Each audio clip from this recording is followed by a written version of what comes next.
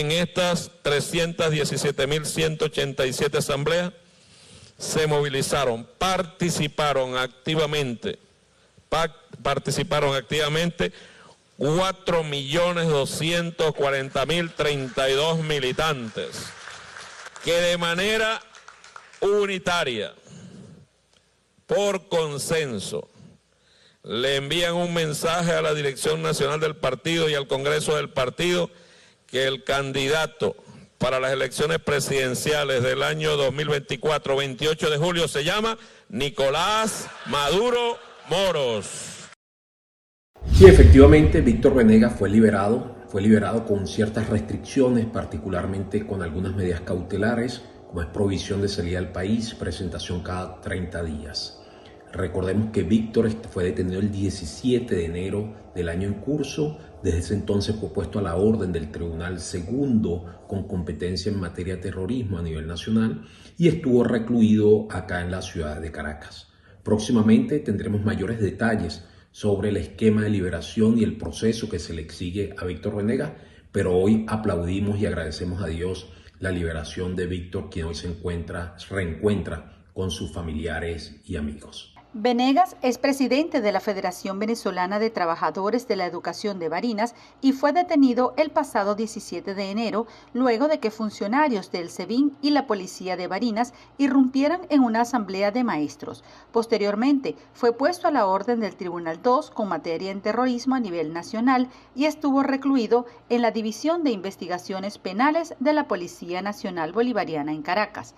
El 17 de enero, el Ministerio Público acusó a Venegas de formar parte de una presunta conspiración que pretendía convertir Barinas en el epicentro de acciones violentas. Sin embargo, el dirigente sindical afirmó antes de ser arrestado que el motivo de su detención era liderar protestas del magisterio en su región. En el Palacio de Justicia se comentaba del traslado de Emil Brand de Barinas a Caracas. Al menos en la seguridad lo esperaban. Sin embargo, al abogado Omar Moratosta no le daban respuesta en el tribunal de la causa. Nosotros estamos también hoy, el día de hoy, y quiero hacerlo público.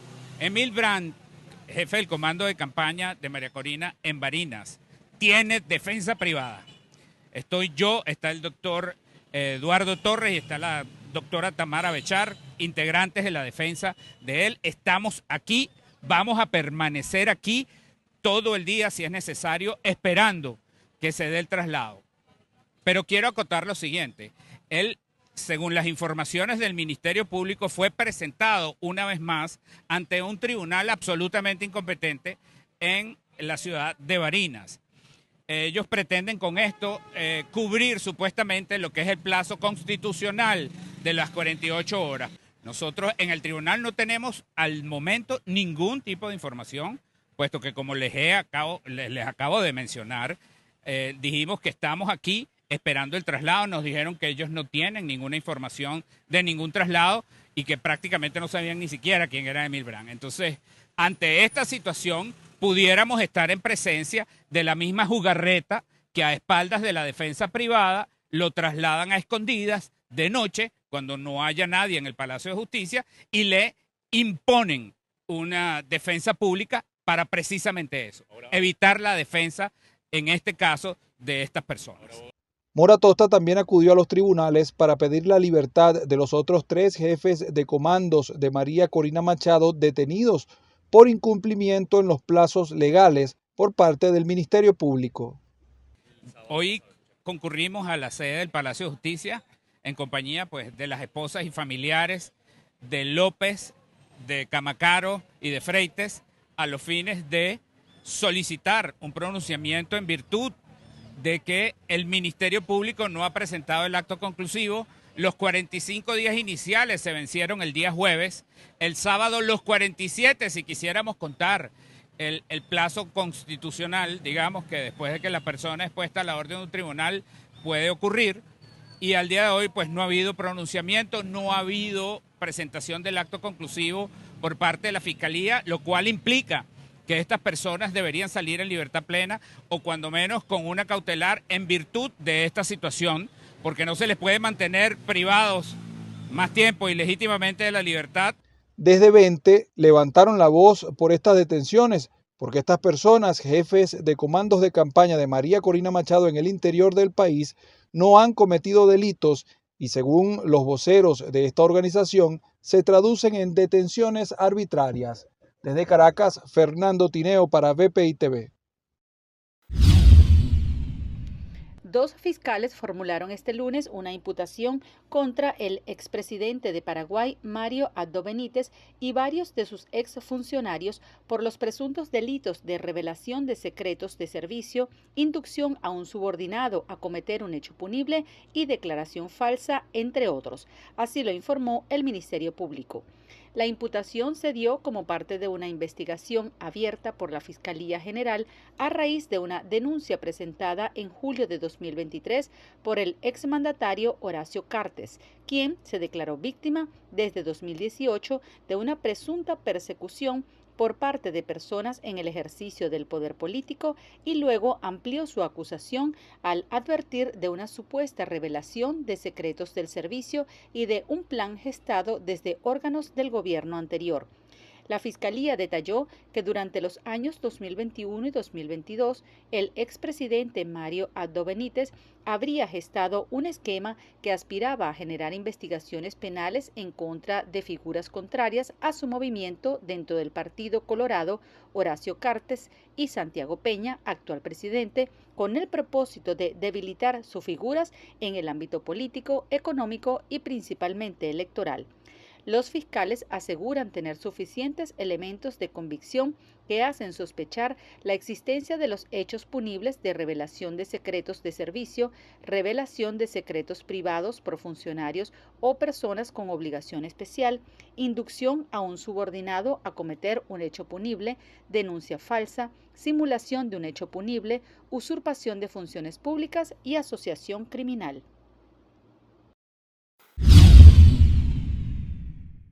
La República Argentina inició acciones diplomáticas contra el gobierno de Venezuela, gobierno encabezado por el dictador Maduro, tras su decisión de impedir el uso del espacio aéreo en aquel país por cualquier aeronave argentina, con el perjuicio que eso conlleva para nuestro país.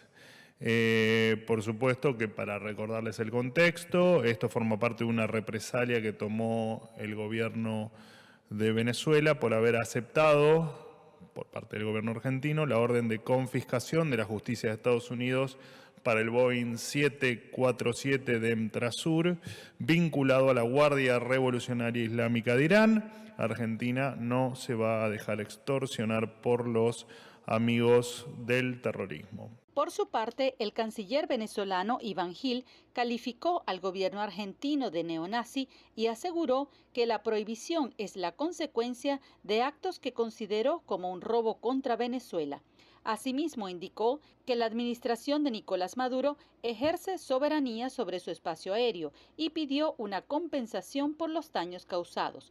En la madrugada del pasado 12 de febrero, el Boeing 747-300M Dreamliner de carga, que fue propiedad de la empresa iraní Mahan Air y actualmente pertenecía a Entrasur, filial de la aerolínea venezolana Conviasa, empresas sancionadas por el Departamento del Tesoro de Estados Unidos, partió rumbo a Estados Unidos en respuesta a un pedido de decomiso.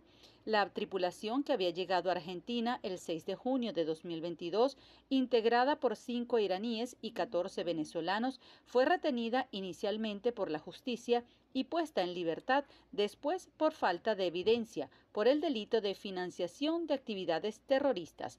El avión había llegado a Argentina procedente de México y tras hacer una escala en Venezuela, 2 días después partió de Argentina para cargar combustible en Uruguay, pero regresó al Aeropuerto Internacional de Ezeiza en la provincia de Buenos Aires porque el país vecino no autorizó su aterrizaje.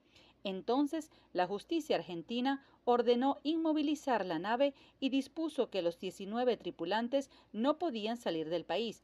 Con el correr de la investigación, los tripulantes fueron liberados. La justificación de la reclamación por parte de Estados Unidos es que fue una entidad iraní sancionada por el Departamento de Comercio la que transfirió el avión de fabricación estadounidense a un tercero, algo prohibido precisamente a efectos de la sanción. Según Luis Lander, el mensaje es muy claro al colocar la cédula de María Corina Machado en el registro electoral.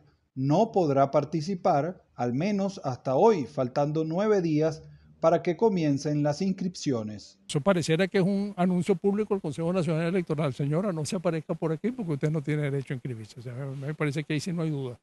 Si la oposición decide inscribir candidaturas, ¿cómo serían las sustituciones? Están establecidas en el cronograma electoral. El periodo de postulaciones es de apenas 5 días, de lunes a viernes. El periodo de sustituciones, la verdad que no recuerdo de memoria cuál es la fecha, pero también está establecido un periodo que creo que es un poco más largo que esos 5 días, donde se permite, digamos, hay 2 periodos de modificaciones allí. Un primer periodo que pueden cambiar de candidato y que ese cambio quede reflejado en el tarjetón, quede reflejado en el instrumento de votación, pero hay un periodo todavía adicional en el cual se puede producir cambios de candidatos, pero ya no quedarían reflejados en el tarjetón.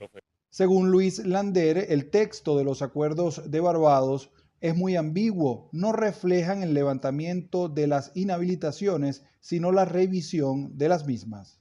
Y eso, por supuesto, es producto de una negociación difícil. Ese acuerdo de Barbados, si ustedes lo recuerdan, sobre todo el punto que se refiere a las inhabilitaciones, es un punto con una redacción que no es clara. No dice así a pie juntillas que se van a resolver las inhabilitaciones, sino que dice que las inhabilitaciones deben someterse al proceso establecido en la legislación y las leyes y que ahí se debe resolver. Bueno, el camino recorrido por los inhabilitados después del acuerdo de Barbados hace pensar, dicen los inhabilitados que eso no satisface el acuerdo de Barbados, mientras que el oficialismo dice que cumple cabalmente lo que allí está establecido.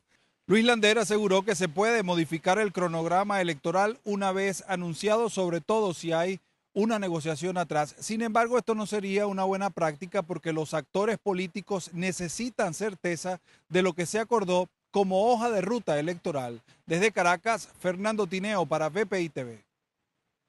La Corte Suprema de Justicia informa al país que en la sesión de sala plena extraordinaria celebrada en el día de hoy se eligió a la doctora Luz Adriana Camargo como la nueva fiscal general de la Nación.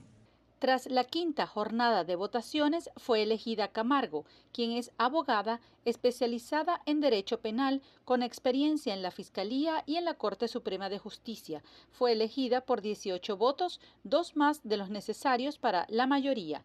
La nueva fiscal fue elegida de una terna presentada por el presidente colombiano Gustavo Petro, de la que también hicieron parte Ángela María Buitriago y Amelia Pérez Parra, quien renunció este martes a su candidatura horas antes de la votación en la Corte.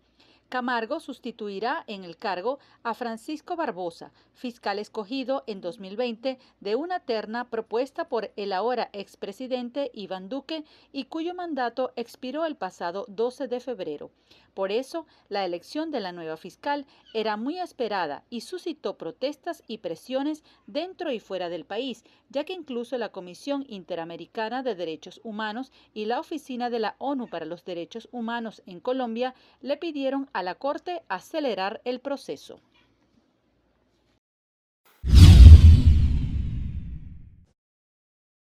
El sociólogo e investigador de la Universidad Católica Andrés Bello Luis Pedro España indicó que los niveles de pobreza multidimensional y por ingresos en Venezuela se estancaron entre los años 2022 y 2023 y aseveró que las mujeres en el país presentan un bajo nivel de participación en el mercado laboral. Lo que tenemos es un estancamiento de la mejora. Eso significa que tenemos que hacer más cosas, digamos, no solamente desde el punto de vista económico, de generación de oportunidades y de crecimiento económico, sino que hay que hacer digamos, del lado de la política social. Generar incentivos para la inserción de la mujer en el mercado laboral. Todo lo que tiene que ver con la construcción de sistemas de cuidado, tanto de niños como personas de la tercera edad, como de personas que tienen algún tipo de discapacidad, es lo que permite reducir las brechas para que la mujer ingrese en el mercado laboral. Nuestras mujeres no tienen una baja inserción laboral, no porque no quieran, sino porque no pueden. Y no pueden porque buena parte de sus responsabilidades vinculadas al hogar no les permiten ingresar. Asimismo, España advirtió que los niveles de vulnerabilidad se encuentran en un 53% y que se mantienen fallas en servicios públicos, mientras que la inseguridad alimentaria se ubicó en un 12.2%. Independientemente del ingreso que usted tenga, pues eso nos ha hecho muy iguales entre todos los venezolanos, y eso es la principal causa de vulnerabilidad. Y en segundo lugar, la protección y la salud, el acceso a la salud, y ahí también hay que innovar mucho en materia de política social, en reforzar los sistemas de atención primaria, en todo un esquema que necesitamos de subsidios a los medicamentos, al acceso a los medicamentos. El estudio reveló que en 2023 el perfil migrante se va mostrando menos joven, es decir, la mayoría de los migrantes que salieron del país tienen entre 30 y 49 años. Cabe recordar que para 2017 la población que más salía de Venezuela estaba representada por los grupos de 15 a 29 años, mientras que los destinos que predominan para la migración venezolana se ubican en Estados Unidos, España y Chile. Hemos encontrado que hay una reubicación de los migrantes venezolanos que han dejado algunos de los países de la región, como Perú, Ecuador, que fueron destino de esta migración, pero donde han surgido problemas económicos, políticos, sociales, que han limitado las posibilidades de permanencia de la migración venezolana, aunado al hecho de que se han endurecido algunas de las medidas de permanencia de los migrantes, de manera que ha habido entonces una removilización de la población venezolana hacia otros destinos, principalmente hacia los Estados Unidos, donde bueno, ya hemos visto la referencia en los últimos meses. La ENCOVI 2023 también precisó que el 10% de la población en el año 2015 contaba con pólizas de seguros contra incendio, sismo o inundación, y esta cifra cayó al 1%. El acceso al crédito bancario pasó de casi 1 de 4 hogares a ser inexistente. Además, el 27% contaba con ahorros y en 2023 solo los tiene un 1%. Con respecto al envío de remesas, la ENCOVI 2023 fijó esta tasa en un 56%, mientras que en el año 2021 era de 64%. También es importante señalar que investigadores de esta encuesta nacional de condiciones de vida indicaron que se necesita al menos el 40.8% del ingreso por parte del petróleo en todo el año 2023 para de esta manera poder tratar los niveles de pobreza en Venezuela. Desde Caracas, Venezuela, Irene Mejías. La Asociación Civil con la Escuela escogió como muestra 79 escuelas, 48% públicas rurales, 36% públicas urbanas y 10% privadas. Según el informe, los niños de la educación primaria acuden 3 veces a la semana a clases. 14% de los docentes hace 2 comidas al día y el 65% dijo que disminuyó su calidad en la alimentación. En el 34% de las escuelas encontraron que el programa de alimentación escolar no está activo. El estado de las escuelas no cumple con las condiciones necesarias para que se produzca el hecho educativo. Se traduce que la presencia en la escuela es fundamental. Si los niños, jóvenes, niños, niñas y jóvenes no asisten a las escuelas, no podemos garantizar que ellos aprendan. Entonces, la asistencia es un factor primordial para que ocurra el aprendizaje. Cuando hablamos de 3, 4 días, esos no son los días completos que el niño de determinado grado o año está asistiendo a las escuelas, porque con el horario mosaico, pues sabemos que hay grados que trabajan 2 o 3 días a la semana y así es que se están turnando con los maestros que están disponibles. Sí tenemos una situación muy grave al futuro si no hacemos nada al respecto ahora. El deterioro en la infraestructura, rezago en el aspecto tecnológico y la carencia de los servicios públicos básicos también inciden en la situación que atraviesan las escuelas. Los docentes hacen el mayor de los esfuerzos, pero caramba, si tú tienes que ver en el caso de una célula, tienes que usar un microscopio, en el caso de un tercer año, cuarto año, quinto año. Si tú vas a desarrollar una actividad de lengua en primer grado, necesitas una cartelera fonológica para que el niño se ubique. En el caso de la informática, bueno, hoy en día tantos procesos que se necesitan computadoras y necesita acceso a internet. Si no la tienes, hay una limitación. Hay escuelas que lo tienen, pero no es universal. Estamos en emergencia en el sistema educativo, tanto inferior o el superior. Yo creo que hay aspectos claves que hay que resolver. Hay que resolver el problema de la asistencia. O sea, la escuela tiene que estar funcionando los 5 días de la semana atendiendo a los niños y hay que resolver la situación socioeconómica de los docentes. La asociación civil con la escuela hizo también una prueba de fluidez y comprensión de lectura a niños de tercer grado. 24% lee con muchos problemas, de ellos el 13% no leyó una sola palabra. En cuanto a la comprensión lectora, el 20% fue muy bajo o no comprendió absolutamente nada de lo que leyó. Desde Caracas, Fernando Tineo para BPI TV. No nos queda sino pedirle a la gente confianza en nuestra candidata, en sus decisiones, confianza en el comando, porque este comando va a hacer lo que tiene que hacer, que es defender a la gente, defender la decisión y el mandato que la gente nos dio.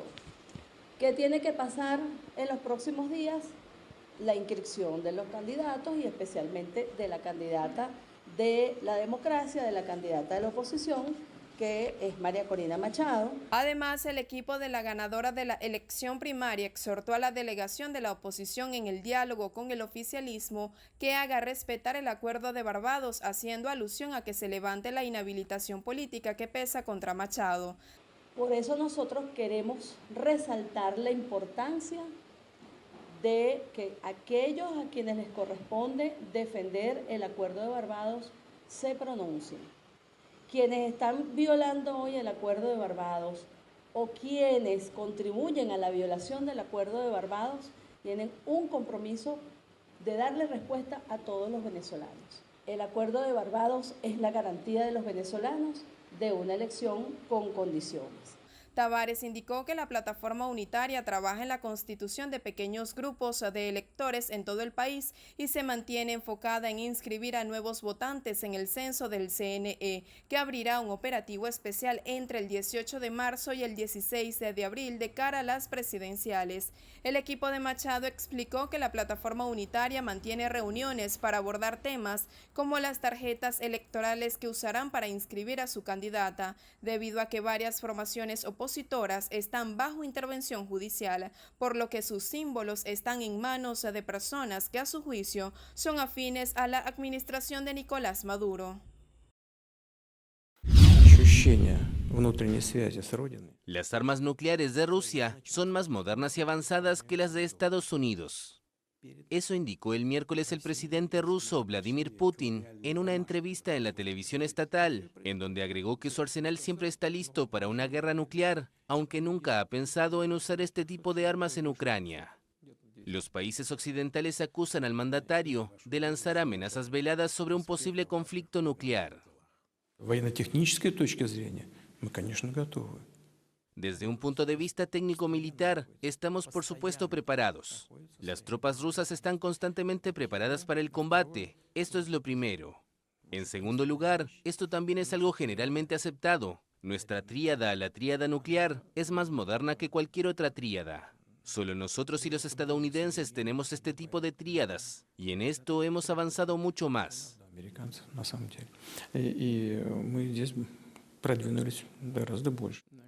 La extensa entrevista en televisión llega pocos días antes del inicio de las elecciones presidenciales en Rusia el viernes, en las que se espera su reelección por amplia mayoría, a falta de oposición.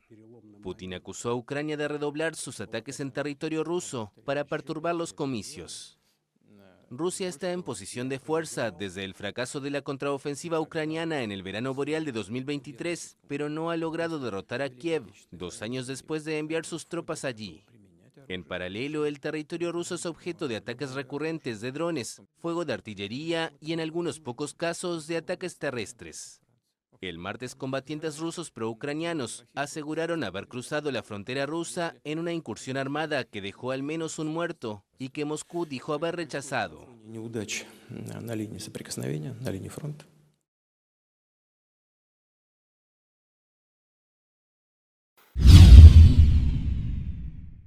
El Parlamento Europeo exigió la liberación inmediata de los presos políticos en Venezuela e instó a la Unión Europea a endurecer sus sanciones contra funcionarios de la administración de Nicolás Maduro, luego de una resolución en la que denunciaron la captura del activista de derechos humanos Rocío San Miguel. Tras un debate el pasado miércoles, el Pleno aprobó 497 votos a favor, 22 en contra y 27 abstenciones. La resolución, que también acoge el caso del general Hernández da Costa y a los miembros del comando de campaña de María Corina Machado, Juan Freites, Luis Camacaro, Guillermo López y Emil Brandt. Las medidas que pide el Parlamento de la Unión Europea son sanciones contra las autoridades venezolanas, incluyendo a miembros de las fuerzas de seguridad y del Tribunal Supremo de Justicia, así como al propio Nicolás Maduro. Asimismo, los eurodiputados urgieron a las autoridades chilenas investigar el homicidio del ex militar venezolano disidente Ronald Ojeda, quien tras partir de Venezuela e instalarse en Chile. En el foro Escenarios Políticos Venezuela 2024, la profesora de la Universidad Central de Venezuela, Margarita López Maya, indicó que la palabra de María Corina Machado debe tener un peso importante a la hora de la decisión que vaya a tomar la oposición. Ella en este momento representa la voluntad popular del cambio. O sea, ella es una candidata, pero representa más que eso. Ella ahorita es la depositaria de la voluntad popular. En ese sentido, ella, el 21, lo más seguro, las probabilidades son ínfimas de que ella pueda ser inscrita, pero entonces en ese momento ella tiene que trastocar esa condición de candidata a ser la líder de la oposición, que son dos roles distintos. Si tú te quedas en la candidatura, bueno, te pasa como Guaidó, ahí terminaste, ¿no? Pero si tú eres capaz, tienes la capacidad, la inteligencia, la fortaleza de agarrar las riendas de eso y conducir a estos que quieren el cambio y a los partidos que están trabajando en eso, conducirlos a un puerto, a otra opción, el juego sigue. Por otro lado, el director de la encuestadora Delfos, Félix Seijas, explicó cómo están los pisos políticos tanto del oficialismo como de la oposición. En Venezuela hay un chavismo duro de un 15%. Ese es un chavismo duro que Maduro dice, párense de cabeza y todos se van a parar de cabeza. Y usted va a poder pasar por la calle e identificar quién es el chavista duro porque lo ve parado de cabeza. Es un chavista que tiende a responder de manera, así no esté de acuerdo con cosas que estén pasando, así no esté totalmente conforme, pero un chavismo que va a responder a lo que el chavismo diga. La oposición tiene un 30% duro. Ese 30% votó por Arias Cárdenas. Siempre pongo esto como ejemplo para demostrar la dureza de ese 30%, ¿no?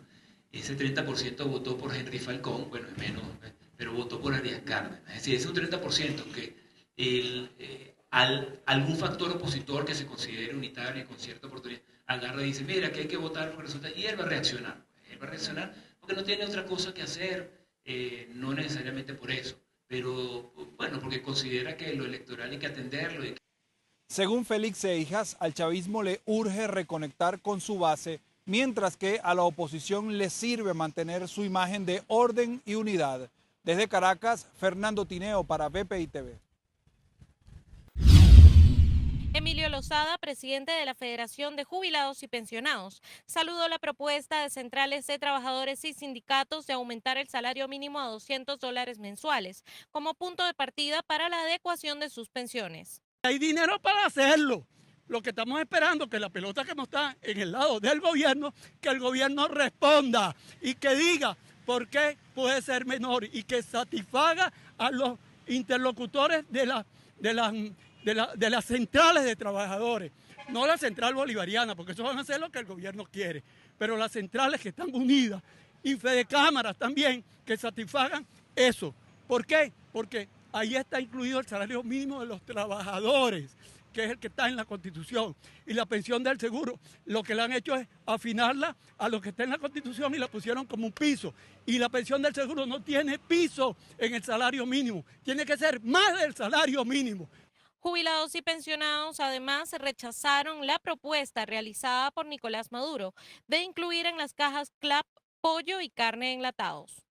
Nosotros no estamos solicitando bolsas de comida con gorgojo, podridas, con gusano. Esa no es la exigencia ni de los trabajadores ni de los pensionados. No queremos bolsas con comida podrida. Queremos una pensión que nos permita adquirir nuestros alimentos como lo hacíamos en el pasado. Es decir, una pensión que sirva para vivir.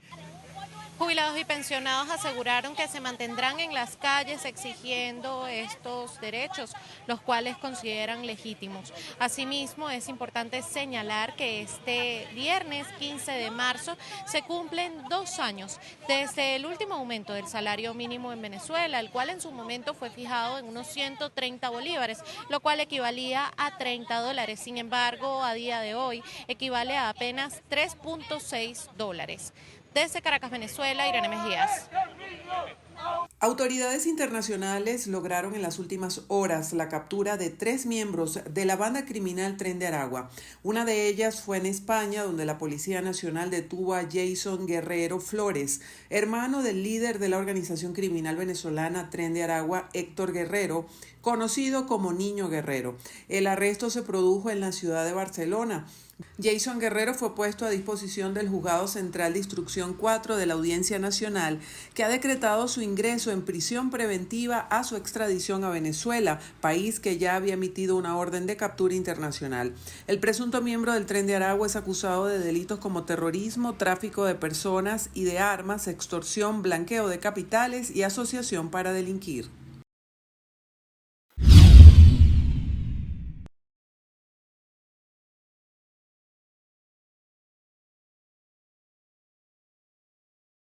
Ese cronograma compactado, las etapas preclusivas, además hay etapas que van como en paralelo. Ese cronograma tan estrechamente compactado no permite que podamos decir en este momento que este proceso es justo, verificable, libre y que va a poder ser un proceso que los venezolanos confiemos y la comunidad internacional confíe. Toda la comunidad internacional apoyó el Acuerdo de Barbados porque era sensato, porque había obligaciones allí para el Estado, y hay obligaciones ahí para el Estado, que permitirían decir que en su cumplimiento hay un proceso libre de elección. Lamentablemente, la contraparte decidió no cumplirlo. El también abogado hizo énfasis en que el oficialismo también incumple el Acuerdo de Barbados por impedir con la inhabilitación la candidatura de María Corina Machado, quien fue electa en el proceso de elección primaria opositora.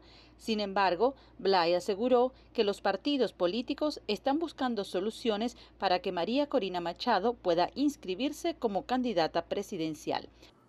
No me toca a mí, ni a la delegación que coordino, establecer qué va a hacer ni la plataforma unitaria ni la candidata. A mí me toca decir que ella es la candidata hasta que no haya otra decisión, tanto propia como de la plataforma. No me toca a mí tampoco decir las estrategias o tácticas políticas de cada una de las partes o de las partes involucradas dentro de la oposición que nosotros representamos en la mesa de negociación. Eso es función de los líderes políticos, de la propia candidata María Corina Machado, y creo que además tengo la confianza por las declaraciones de su propio comando de campaña, por las declaraciones de la propia María Corina Machado, por las declaraciones de la plataforma unitaria, que nada nos va a sacar de la ruta electoral y que van a conseguir soluciones a estos inmensos problemas que están sucediendo. Pero hay escenarios. Evidentemente hay escenarios y los tienen en cuenta y van a actuar en consecuencia. Asimismo, afirmó que el Acuerdo de Barbados es el indicador para que exista reconocimiento nacional e internacional de que las elecciones presidenciales son libres. El Acuerdo de Barbados, entonces, aun cuando esté siendo incumplido en muchas de sus partes, es la medida de ese proceso electoral, de este proceso que ya comenzó con la convocatoria. Todo el mundo se refiere a él como se está violando el acuerdo, denúncienlo, no se está violando, o yo lo estoy cumpliendo, dice la otra parte, o está subsumido en el otro. Todo el mundo se refiere al Acuerdo de Barbados como el rango de medida de este proceso que ya comenzó. Todavía es posible recuperar gran parte de la vigencia de ese acuerdo. Falta la voluntad política de quien tiene el poder. Además, Blay descartó ser candidato presidencial en una posible sustitución de María Corina Machado y aseguró que la candidata ya fue elegida en la primaria opositora. Finalmente, el jefe de la delegación opositora en la negociación indicó que aún no ha sido instalada una comisión verificadora del Acuerdo de Barbados. Esto evidencia tanto una violación constitucional como el debido proceso penal. Las consideraciones que tenemos que hacer es que creo que el tribunal no ordena, porque un tribunal tiene la autoridad suficiente para llamar al centro de reclusión y ordenar que se lo traslade. Si no se lo llevan simple y llanamente es porque no lo está haciendo. Y esto es una burla no solamente para los defensores, sino que es un atentado al derecho sagrado que tiene cualquier preso, como es el derecho a la defensa. Hasta ahora Rocío San Miguel no ha podido apelar de una decisión desfavorable, como fue la privativa judicial. El 28 de este mes se vence el lapso para promover o solicitar diligencia de investigación y esto no va a ser posible.